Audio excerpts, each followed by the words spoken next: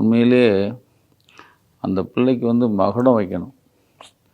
அது வெளியே சொல்லக்கூடாது. எல்லாமே அந்த அந்த நாம்ஸ்லாம் இருக்குது. ஆனால் இத்தனை தைரியமாக இவ்வளவு ஒருத்தன் மோசமான ஒரு பாலியல் கொடுமை செஞ்ச ஒருத்தனை அவ்வளவு அனுபவித்து அதை அந்த அந்த துயரத்தோடு அதை வந்து ஒரு கம்ப்ளைண்ட்டாக கொடுக்குது பாருங்க.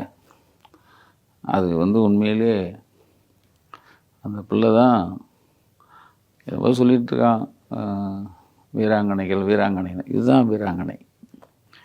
அவங்க அப்பா அம்மாவை தான், ஏன்னா விட்டுறாத புகார் கொடு அப்படின்னு சொன்னது அவங்க அப்பா அம்மா. இவங்க தோழிகளும் அதுதான். இவங்க எல்லாருக்கும் நக்கீரனுடைய வணக்கம். எவனோ சொல்கிறான், இதை எப்படியோ அரசியலாக்கணும்னு நினைக்கிறாங்க.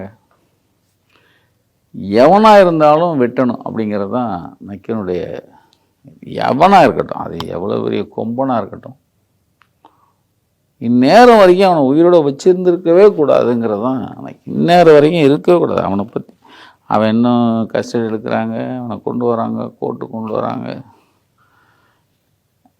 இவ்வளோ இது வந்து இது சேலேந்திரபாபு டெக்னிக்.